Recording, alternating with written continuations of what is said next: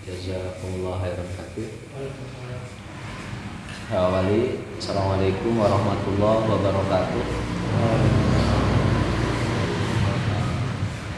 Innalhamdalillah nahmaduhu wa nasta'inuhu wa nastaghfiruh wa na'udzu billahi min syururi anfusina wa min sayyiati a'malina may yahdihillahu fala mudilla lahu wa may yudlil fala hadiya lahu. A'udzu billahi minasyaitonir rajim. Bismillahirrahmanirrahim. Idza jaa nasrullahi wal fath wa ra'aitan nasa yadkhuluna fi dinillahi afwaja. Fasabbih bihamdi rabbika wastaghfir innahu kana tawwaba. Qala rabbi shrah li sadri wa yassir li amri wahlul 'uqdatam min lisani yafqahu qawli. Amma ba'd. Qala Rasulullah sallallahu alaihi wasallam, salamatul insan fi hifdzil lisan. Puji syukur mari kita panjatkan kehadirat Allah Subhanahu wa taala, zat yang mengatur seluruh alam, yang terus menerus mengawasi makhluknya tanpa ngantuk, tanpa lelah, dan tidak pernah tertidur. Dan mudah-mudahan kita selalu diberikan keistiqomahan dalam hal terus mentaati segala perintahnya dan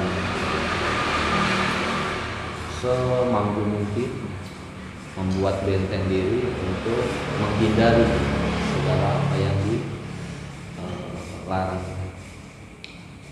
Kemudian sholawat beserta salam senantiasa terus kita sambungkan kepada baginda Nabi Muhammad SAW.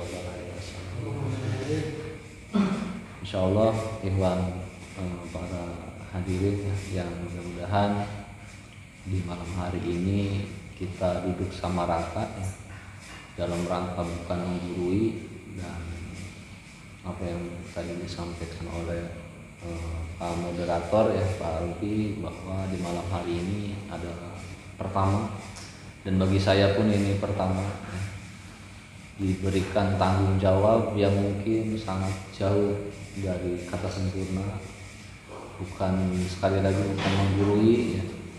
Terus juga memang ini istilah kata kita sama-sama belajar, dan mudah-mudahan dengan kita sama-sama belajar ya, di sini ada peluang untuk kita dalam rangka tastabiqul khairat, berlomba mencari baik dari yang terbaik, bukan di hadapan manusia tapi di hadapan Allah. Insyaallah para hadirin yang saya hormati, alhamdulillah di malam hari ini kita coba sama-sama menelaah bagaimana caranya supaya seluruh tatanan kehidupan kita itu bisa kita fungsikan dengan baik, dari mulai bangun tidur sampai tertidur kembali. Dan ini pun hal yang mungkin sedikit banyaknya di diri saya pribadi pun belum bisa melaksanakan. Tapi dengan kita sharing ya, atau saling berbagi pengetahuan ini, mudah-mudahan itu sebagai alat picu ya, atau sebagai alat untuk menegur diri saya pribadi supaya ikut bisa melaksanakan. Baik, ikhwan fillah rahimakumullah.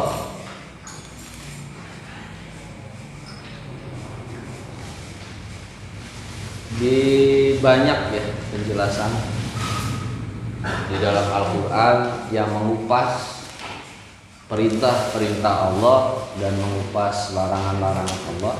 Dan secara konsep ya, Al-Quran itu adalah 3 unsur pokok yang terdapat di dalamnya: perintah, larangan, dan sejarah. perintah, larangan, dan sejarah. Tiga komponen itu menjadi satu buah kesempurnaan di dalam Al-Quran, sehingga Al-Quran ini disebut sebagai mukjizat di zamannya Rasulullah Muhammad SAW. Kenapa di masa Rasulullah ini mukjizat tidak seperti nabi-nabi yang terdahulu? Ternyata ditilik dari segi sejarah, Allah menurunkan para nabi beserta mukjizatnya itu sesuai dengan tren, ya, sesuai dengan kondisi zamannya. Contoh di Nabi Musa, ya, karena di Nabi Musa ini terkenal dengan ilmu-ilmu batiniah, ya, sihir. Makanya mukjizat yang Allah berikan kepada Nabi Musa itu bentuk kemampuan untuk menandingi bahwa ilmu Allah itu di atas ilmu sihir. Kemudian di zamannya Nabi Sulaiman, ya. Nabi Sulaiman itu raja dari seluruh makhluk, ya, tapi bukan sesembahan. Itu juga Allah berikan mukjizat mampu, ya, mampu berbicara dengan hewan, bangsa jin. Itu secara maknawiyah, bukan secara harfiah, ya. Kalau kita bahas secara harfiah itu maknanya beda lagi. Tongkat itu maknanya apa, ya. Kalau memang kalau lihat peta antara Mesir dengan Palestina itu tidak melewati Laut Merah. Tapi di dalam buku-buku film, ya, Nabi Musa itu membelah lautan. Padahal Nabi Musa itu lari dari kejaran Fir'aun dari Mesir ke Palestina, tidak melewati Laut Merah. Nah, itu lain lagi ceritanya. Tapi yang kita bahas adalah secara garis besar. Kemudian Nabi Isa. Nabi Isa itu sampai mampu Allah berikan mukjizat menghidupkan orang yang sudah mati atas kehendak Allah. Karena memang di zaman Nabi Isa itu trennya itu medis, masa pengobatan. Jadi Allah berikan mukjizat menandingi kemampuan makhluknya yang sombong. Begitupun di masa Nabi Yuna Muhammad SAW, ya. Kenapa Allah berikan itu buku, ya, atau ayat-ayat atau kalimat-kalimat? Karena memang trennya di masa itu adalah tentang sastra. Jadi ternyata kalimat itu bisa membunuh seseorang atau mengangkat seseorang. Makanya tren di zaman Quraisy itu mampu bersyair-syair yang tajam, gitu. Kita kalau ingin menjatuhkan satu kaum, ya, itu dengan cara bersyair-syair, ya. Banyak. Dan itu terjadi, ya, di masa jahiliyah. Lahirlah Al-Quran untuk menjawab tren yang ada, supaya bisa menandingi bahwa Al-Quran ini kemuliaannya di atas syair-syair yang ada secara tren, dan menjawab juga bahwa Al-Quran ini bisa mewakili semua mukjizat yang ada. Jadi bisa mewakili seluruh mukjizat yang ada. Jadi kenapa Al-Quran sebagai mukjizat? Salah satunya untuk menjawab masail di masa Rasulullah. Jadi diberikan Al-Quran. Hikmahnya, sampai saat ini pun diakui kebenaran Al-Quran dan sebagai sumber dari perkembangan zaman. Dari sastra saja sudah menang, apalagi kita kaji isinya. Kebenaran yang paling sederhana dari Al-Quran itu salah satunya dengan perintah dan larangan. Ini dijelaskan betul dari Nabi Adam sampai Nabi Isa tentang perintah-perintahnya. Jadi perintah kemudian ditopang dengan sejarah. Jadi ada orang yang melakukan perintah-perintah dan sukses. Begitu juga larangannya. ada orang yang melanggar larangan Allah kemudian juga diselesaikan oleh Allah, nah itu semuanya sudah dikutipkan di dalam Al-Quran. Jadi Al-Quran ini adalah bentuk sempurna dari segala kejadian yang ada di dunia ini. Jadi tidak ada yang baru. Ternyata tidak ada yang sekarang sudah bisa membuat teknologi berupa digital ya seperti ini. Itu bukan baru. Dulu pun ada. Justru dengan media yang baru seperti ini lebih canggih dulu ternyata. Di masa Fir'aun itu lebih canggih. Alat komunikasi itu hanya dengan batin gitu ya, hanya dengan telik sandi tanpa lewat cahaya. Nah mungkin itu salah satu bentuk bahwa istilahnya mah kita membuka ya wawasan tentang Quran. Kembali lagi di tema bagaimana dengan Quran ini membentuk tauhid, membentuk keyakinan. Jadi ternyata satu-satunya yang bisa membentuk keyakinan tentang Allah itu adalah lewat Quran.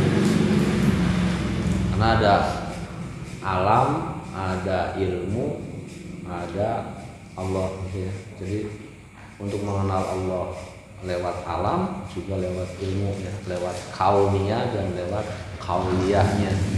Nah salah satu untuk mengenal Allah yaitu lewat kauniyah dan kauliyah. Banyak ya, banyak. Tuh, jadi sedikit banyaknya itu. Nah, bagaimana cara kita memahami Allah dengan konteks yang sangat sederhana? Yaitu dengan memasrahkan diri dengan sepenuh hati bahwa semua yang terjadi itu atas kehendak Allah. Semua yang terjadi itu atas kehendak Allah. Bahkan saking yakinnya dengan Allah, para ulama dulu itu setiap menelaah kejadian itu langsung taqarrubnya ilallah. Contoh, ada perubahan dengan istri, tidak menyalahkan istri, tapi menyalahkan diri pribadi. Mungkin di dalam diri ini masih banyak melakukan kesalahan dengan Allah. Mudah-mudahan dengan memperbaiki Allah akan perbaiki. Ada perubahan dengan anak, tingkah lakunya, tidak menyalahkan anak, justru menyalahkan pribadi. Nah itu sampai seperti itu. Tauhid membentuk diri itu sampai seperti itu. Dan mari kita coba itu bahwa kehadiran Allah itu bukan hanya sekedar kalimat, tapi kehadiran Allah itu harus kita buktikan. Ada kalimat tentang surullah yang surkum ya, kalau kita tolong agama Allah, Allah akan tolong kita, dan itu pun harus dibuktikan. Bagaimana kita dapat pertolongan dari Allah ya, kalau kitanya pun tidak ada kontribusi terhadap Allah, minimal gitu ya, untuk menyelamatkan pribadi kita masing-masing. Jadi seperti itu. Kemudian Rasulullah pun pernah berkuda ya, dengan anak pamannya bernama Abdullah bin Abbas. Di saat Rasulullah berkuda dengan mengelus kepala Abdullah bin Abbas, pesan yang paling sering Rasulullah sampaikan itu hanya satu. Pesan yang sering Rasulullah sampaikan itu hanya satu. Kata Rasulullah, ya fulan, wahai anakku, wahai anak pamanku. Kemudian pesan yang disampaikan oleh Rasulullah apa? Jangan tinggalkan Allah, maka Allah tidak akan meninggalkan. Begitu singkat pesan yang terus ya disampaikan Rasulullah kepada Abdullah bin Abbas. Yang memang akhirnya di masa akhir Abdullah bin Abbas itu adalah seorang yang hebat jadi, karena memegang teguh pesan Rasulullah itu. Jangan tinggalkan Allah, maka Allah tidak akan meninggalkan. Ya.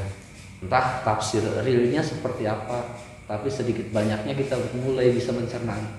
Jangan tinggalkan Allah, maka Allah tidak akan meninggalkan. Artinya dimanapun, kapanpun, dalam rangka apapun, hadirkan Allah, maka Allah akan hadir. Dan banyak hadis qudsi menjelaskan kalau kita mendekat dengan Allah, berjalan, Allah berlaku. Jadi saking sayangnya Allah sama kita ya. Dan banyak juga contoh-contoh yang lain. Jangan sampai kejadiannya seperti kisah seekor burung beo ya. Jadi ada seseorang membeli burung beo di pesantren ya, karena kebetulan mampir ke pesantren mendengar burung beo berbunyi, wah luar biasa, ayat kursi hafal ya. Kemudian surat Yasin hafal, bacaan sholat hafal, adzan hafal ya. Sehingga sadar tidak sadar terenyuh ya, ingin membeli ya, burung beo itu. Harganya juga mahal, dibanderol 3 juta rupiah karena beo berkualitas. Kemudian dibawalah burung beo itu pulang ya. Kemudian digantung di depan pos terasnya supaya memang orang tahu nih, saya punya beo yang bisa baca ayat kursi, bisa adzan, bisa takbir, dan bisa segalanya. Cuman apa?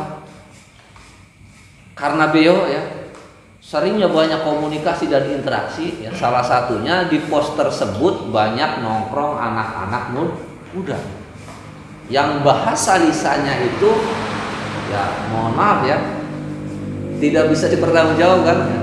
Ada yang bahasa hewan ya. Akhirnya apa?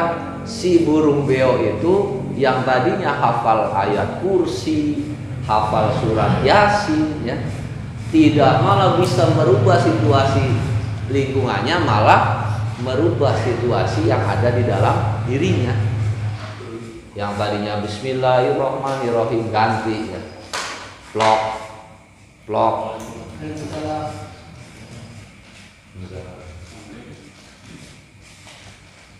Yang tadinya bisa ayat kursi ya, ganti dengan kalimat-kalimat. Nah itu satu gambaran Pak. Ya, itu satu gambaran. Artinya jangan sampai keimanan ya, atau kemampuan atau tauhid seseorang itu bisa berubah hanya karena lingkungan terdekatnya. Artinya kita harus tetap konsisten ya. Karena apa? Karena kita adalah orang-orang yang mempunyai misi. Misinya apa? Li'ila'i kalimatillah. Jadi mau ditaruh dimanapun ya tetap konsisten. Mau ditaruh jadi tukang apa istilahnya kuli bangunan, maka jadi kuli bangunan yang minded, menjaga sholatnya, menjaga ketauhidannya, dan selalu ingat dalam pekerjaannya itu dengan Allah. Atau jadi pedagang seperti itu. Dan yang terakhir, untuk bisa mandiri dalam menata diri gitu. Pertama, gali informasi atau ilmu yang ada, kemudian laksanakan. Yang terakhir adalah evaluasi. Contoh, kita nggak mesti muluk-muluk bisa semua Al-Quran, tapi dengan bisa hal-hal kecil itu nanti yang akan membangun tingkat tauhid kita, membangun kemampuan diri kita. Contohnya bagaimana? Ketika kita sudah bisa sholat, maka sholatnya kita harus bisa sempurnakan. Yang tadinya hanya bisa melaksanakan 5 waktu, ya bareng-bareng ditambah. Yang tadinya sudah ditambah, bareng-bareng dimaknai sholatnya, dirasa-rasa. Seperti itu. Jadi tauhid itu sederhana, tapi tatkala dilaksanakan itu membutuhkan pertaruhan, ya, terutama di dalam hati kita, pertaruhan batin, ya. Bagaimana kita bisa menang dalam melawan apa istilahnya godaan setan yang ada di dalam diri terutama. Kemudian bagaimana kita menang melawan keadaan atau lingkungan yang ada, itu juga butuh pertaruhan. Dan mempertaruhkannya itu tidak hanya dengan apa istilahnya wawasan, ya, tapi juga ditunjang dengan keilmuan. Sehingga tatkala kita melaksanakan sesuatu pasti dibarengi dengan ilmu pengetahuan yang menunjang terus. Jadi tatkala kita mendapati masalah, larinya bukan ke medsos, ya, tapi larinya itu ke Allah. Minded, ya, larinya ke Allah. Kita lihat nih dulu, ada nggak nih sejarah Rasulullah tentang ini? Tuh. Saya pernah baca, Pak, bahwa perjalanan Rasulullah kecil saja itu sudah banyak mengandung apa ya istilahnya, Pak? Mengandung bawang lah. Artinya apa? Rasulullah lahir ditinggal ayahnya. Di usia 1 tahun dititipkan ke Halimatus Sa'diyah, disusui, ya, ke Badui, ya. Kemudian usia 5 tahun sampai bisa berkomunikasi dengan baik, ya. Pulang Rasulullah ke pangkuan ibunya, Ibunda Halimah. Di usia 6 tahun Rasulullah baru bareng dengan ibunya ditinggal pula oleh ibunya. Nah, kalau kita bicara hati, seperti apa Rasulullah hatinya? Tuh, ya. Dan kelahiran Rasulullah itu ditunjang pula dengan sejarah yang luar biasa. Abdul Muthalib mempunyai 10 keturunan, ya, dan anak yang paling terakhir itu namanya Abdullah, yaitu bapak dari Rasulullah.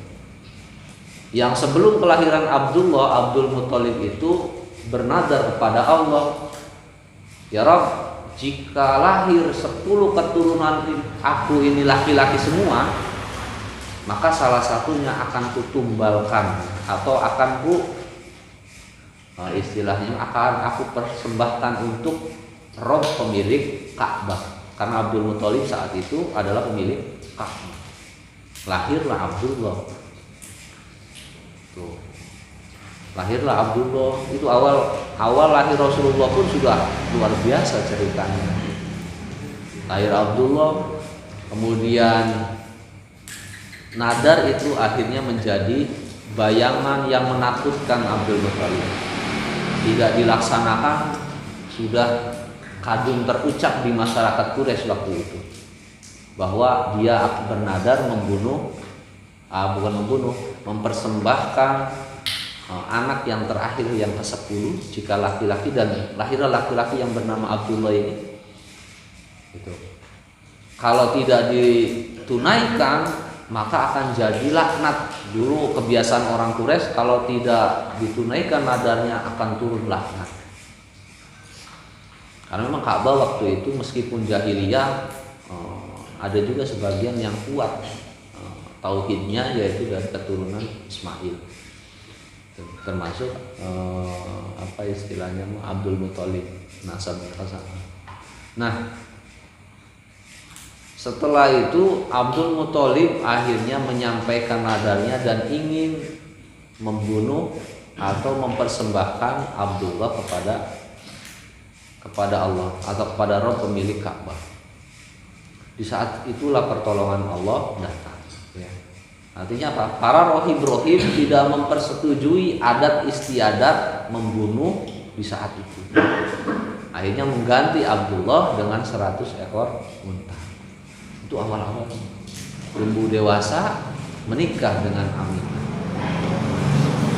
Tatkala menikah baru 1 minggu melaksanakan pernikahan, ya, Abdullah diajak, ya, seperti kebiasaan orang Quraisy itu di saat musim panas berdagang ke Syam, ya. Di saat musim dingin berdagang ke Yaman. Baru menikah 1 minggu, datanglah jadwal, ya, Huzarat ke Syam. Artinya satu buah kewajiban bagi seorang laki-laki itu berdagang ke Syam. Diajaklah Abdullah ya berdagang ke Syam. Di tengah perjalanan beliau ditimpa sakit dan meninggal baru 1 minggu setelah menikah. Dan bagaimana Ibunda Aminah dalam hatinya, itu ya, bicara perasaan ini orang-orang dulu itu sangat luar biasa. Itu bukti bahwa saking kuatnya dalam menahan apa yang Allah titipkan berupa ujian. Dan mudah-mudahan hikmah itu bisa kita ambil ya, supaya kita tidak gampang goyah. Kita sama-sama belajar menelaah itu. Tatkala ujian datang ya jangan gampang goyah. La takhaf wa la tahzan innallaha ma'ana. Itu kata Nabi Musa, berkata, jangan takut, jangan gemetar karena Allah bersama kita. La takhaf wa la tahzan innallaha ma'ana. Saking yakin. Dan terakhir ya, hikmah yang bisa kita ambil itu dari kisah tatkala Abu Bakar bertemu dengan salah satu sahabat ya, beliau menangis dengan sebenar-benarnya menangis. Sahabat tersebut berkata, ya Abu Bakar, wahai Abu Bakar, saya ini seorang munafik. Menangis. Ya Abu Bakar, saya ini seorang munafik. Ya Abu Bakar, saya ini seorang munafik.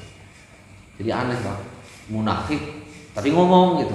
Yang kebanyakan orang munafik tidak mau ngomong, tapi ini munafik ngomong, jadi munafik yang berkualitas. Akhirnya apa? Bertanya-tanya Abu Bakar. Bahasa sekarang, kenapa?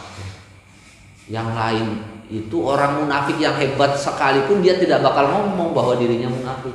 Oh kamu salah satu sahabat yang terbaik ngomong dirimu itu munafik. Kenapa? Maaf.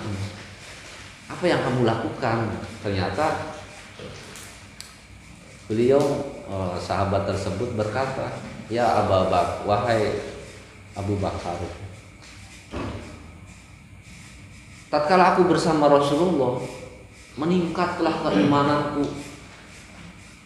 ibadahku, dan seluruh pola pikirku itu terfokus kepada Allah. Sampai-sampai sepertinya surga itu sudah terlihat dan mudah untuk diraih. Ya Abu Bakar, wahai Abu Bakar, dengarkan sekali lagi. Tatkala aku dekat dengan Rasulullah, semangat giroh ya untuk memperbaiki diri, ibadahku, bahkan sampai surga pun terlihat dekat dan sepertinya aku mampu meraihnya. Kata Abu Bakarnya, terus kenapa? Kenapa kau ucapkan berulang-ulang sambil menangis bahwa dirimu itu munafik? Tapi tatkala aku jauh dari Rasulullah, kembali ke rumahku, bertemu dengan keluargaku, semua yang aku genggam di dalam hati itu memudar dan hilang. Aku kembali seperti biasa dan rasa itu hilang. Semangatan ibadahku tidak seperti dekat dengan Rasulullah. Dan serasa Allah itu menjauh dariku dan terlihatlah neraka dengan sejelas-jelasnya di mataku. Ya Abu Bakar, bagaimana ini? Kemudian Abu Bakar pun merenung dan ikut menangis. Aku pun sama, ikut menangis, berdua-duanya menganggap bahwa dirinya itu munafik. Akhirnya menghadaplah berdua ke hadapan Rasulullah. Ya Rasulullah, bagaimana? Bagaimana? Kata Rasulullah menjawab sederhana. Sa'ah al-iman, sa'ah wa sa'ah. Keimanan itu ada waktu-waktunya. Jikalau engkau mampu mempertahankan keimanan itu di saat kau jauh dariku, Sungguhnya malaikat itu nanti akan menunjukkan jasanya, menunjukkan fisiknya dan bersama kamu. Artinya apa? Artinya pentingnya mendekat kepada orang-orang yang bersih dalam bertauhid. Yang pertama. Kedua, belajar mempertahankan tatkala kita bersendiri. Kalau kita ngumpul, yang saya rasakan ya, ikhwan sekalian, yang saya rasakan kalau kumpul luar biasa girohnya. Ya Allah, ya sampai terpaku di dalam hati, ya Allah, saya ingin memperbaiki. Mulai besok nih, saya janji nih ya Allah nih. Tapi kalau kembali ke rumah, wah itu tantangan luar biasa, benturan luar biasa. Yang biasanya lewat HP, niat hati pengen baca Quran, buka Quran digitalnya 5 menit, ada iklan masuk, track masuk iklan, Facebook, hilang Qurannya, tinggal film-film yang ditonton. Itu juga pertarungan. Nah, hal-hal seperti itu yang seru gitu ya, yang seru, yang harus kita mulai ulik kembali ya, supaya kita sama-sama fastabiqul khairat ya. Karena di hadapan Allah tidak ada yang tahu siapa yang terbaik ya, yang menyampaikan atau yang mendengarkan. Nah, untuk itu ya ayo fastabiqul khairat, membuktikan, merubah diri ya sama-sama. Mudah-mudahan kisah-kisah tadi menjadi inspirasi terutama buat diri saya pribadi dan untuk kita semua untuk saling menasihati ya. Karena watawasau bil haq watawasau bis shaubr itu juga salah satu kunci supaya kita beruntung, supaya kita terhindar dari